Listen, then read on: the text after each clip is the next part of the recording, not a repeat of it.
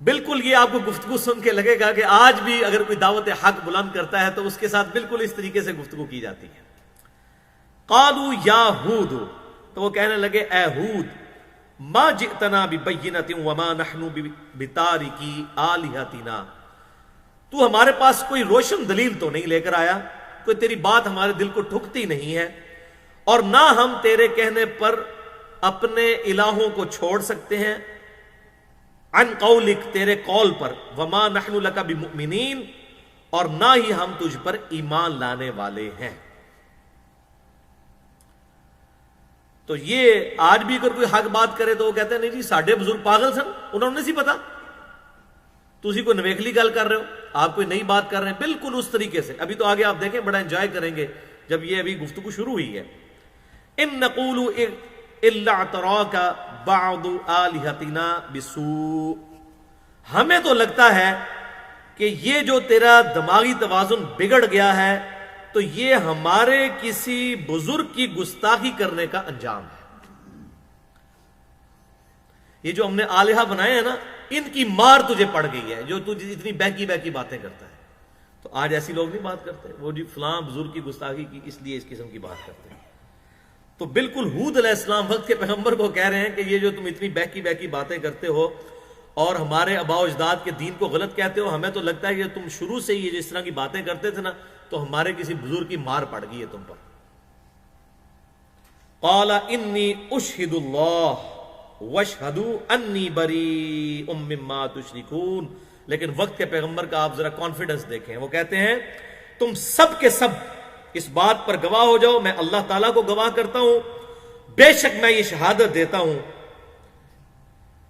کہ انی بریء مما تشرکون، کہ میں بری ہوں ان تمام ہستیوں کے شرک سے جن کو تم اللہ کے مقابلے پر الہ ٹھہراتے ہو، من دونی، اس کے سوا، فکیدونی جمیعا ثم لا تنظرون، تو تم سب کے سب مل کر اپنے بزرگوں کو اکٹھا کر کے سب کے سب لوگ مل کر میرے خلاف جو سازش کرنی ہے کر لو اور مجھے مہلت بھی نہ دو. انی توکلت علی اللہ، بے شک تو میں اپنے اللہ کے اوپر توکل کرنے والا ہوں، ربی و ربکم، جو میرا بھی رب ہے اور تمہارا بھی رب ہے. یعنی یہ جو تم کہہ رہے ہو نا کہ بزرگوں کی مار مجھ پہ پڑ گئی ہے، تو ان سارے بزرگوں کو اکٹھا کرو، تم بھی سب مل جاؤ، جو کر سکتے ہو نا، جو نوست ڈالنا چاہتے ہو وہ کر کے بتا دو، میں نے تو اپنے رب پر توکل کیا، میرا جو بگاڑ سکتے ہو بگاڑ لو. ما من دابۃ الا هو آخذ بناصیتها، کوئی زمین پر جاندار ایسا نہیں ہے مگر یہ کہ اللہ تعالیٰ نے اسے پیشانی کے بالوں سے تھام رکھا ہے. یہ بڑی زبردست بات ہے. یعنی انسان کا جو دماغ بھی ہے نا وہ بھی اللہ کے کنٹرول میں ہے. یہ جو تم کہہ رہے ہو کہ ہم تم پر جو ہے وہ بزرگوں کی طرف سے کوئی آفت ٹوٹ پڑی ہے، تم بزرگوں کے گستاخ تھے تو ان کی نحوست، ان کی طرف سے تم پر اس کام کی نحوست پڑ گئی ہے، تو تم ان سب کو اکٹھے کرو، مجھے مہلت بھی نہ دو، جو کر سکتے ہو کرو، میں اپنے رب پر توکل کرتا ہوں. میرا رب وہ ہے کہ زمین پر کوئی جاندار ایسا نہیں ہے مگر یہ کہ اللہ تعالیٰ نے اسے پیشانی کے بالوں سے تھام رکھا ہے. یعنی دماغ سب کے اللہ کے کنٹرول میں. واللہ عالم اب کیسی چپ ایک فٹ ہے اس دماغ میں کہ جس کو اللہ تبارک و تعالیٰ کنٹرول کرتا ہے. ان ربی علی صراط مستقیم، بے شک میرا رب تو سیدھے راستے پر چلانے والا ہے، اس نے مجھے حق کی طرف گائیڈ کیا ہے، میں بہکا ہوا نہیں ہوں. اصل میں جس کو وہ پنجابی کہتے ہیں نا، تیرا تہاڈا گیئر جڑا نا وہ پٹھا لگ گیا.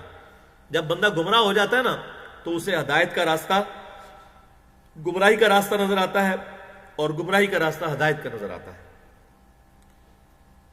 فَإِن تَوَلَّوْا، پھر اگر تم پس اگر منہ موڑو گے، فَقَدْ أَبْلَغْتُكُمْ مَا أُرْسِلْتُ بِهِ إِلَيْكُمْ، تو بے شک میں نے تو اپنے رب کا وہ پیغام تم تک پہنچا دیا ہے جو اللہ تعالیٰ نے مجھے دیا تھا. وَيَسْتَخْلِفُ رَبِّي قَوْمًا غَيْرَكُمْ، اور میرا رب تمہاری جگہ کسی اور قوم کو جانشین بنا دے گا. یعنی اگر تم نے میری حق بات قبول نہ کی تو سب کے سب اکارت ہو جاؤ گے، اللہ تعالیٰ نئی قوم کوئی پیدا کر دے گا. وَلَا تَضُرُّونَهُ شَيْئًا، اور تم اللہ تعالیٰ کا کچھ نہ بگاڑ سکو گے. ان ربی علی کل شیء حفیظ، بے شک میرا رب ہر شے پر نگہبان ہے. یعنی وہ یہ ساری حرکتیں دیکھ رہا ہے جو تم اعمال کر رہے ہو، اس کے باوجود اس کا صبر ہے، تمہیں مہلت دیتا ہے کہ تم حق کی طرف آ جاؤ.